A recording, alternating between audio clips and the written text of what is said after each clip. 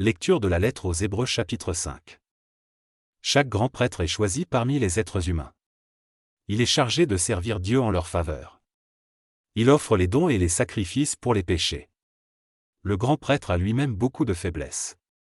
Il peut donc comprendre les ignorants et ceux qui se trompent. Parce qu'il est faible, il doit offrir des sacrifices pour les péchés, non seulement pour le peuple, mais aussi pour lui-même. Personne ne peut se donner l'honneur d'être grand prêtre. C'est Dieu qui appelle à cela, comme il a appelé Aaron. Pour le Christ, c'est pareil. Ce n'est pas lui qui s'est donné l'honneur de devenir grand prêtre. Il l'a reçu de Dieu, qui a dit, « Tu es mon fils. Aujourd'hui, moi, je suis devenu ton père. » Dieu a dit encore, « Tu es prêtre pour toujours, à la façon de Melchisédek. » Le Christ, pendant sa vie sur terre, a adressé à Dieu des prières et des supplications, avec de grands cris et des larmes.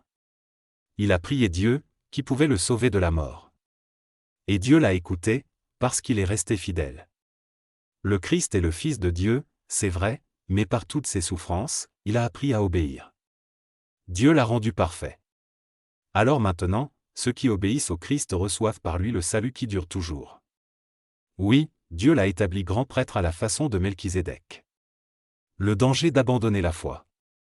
À ce sujet, nous avons beaucoup de choses à dire, mais elles sont difficiles à expliquer. En effet, vous êtes devenus lents à comprendre. Vous aviez le temps de devenir des maîtres. Mais maintenant, vous avez besoin qu'on vous apprenne de nouveau les premières vérités de l'enseignement de Dieu. Vous n'êtes plus capable de manger de la nourriture solide, vous avez besoin de lait. Celui qui continue à boire du lait, c'est un bébé. Il ne peut donc pas discuter de ce qui est juste.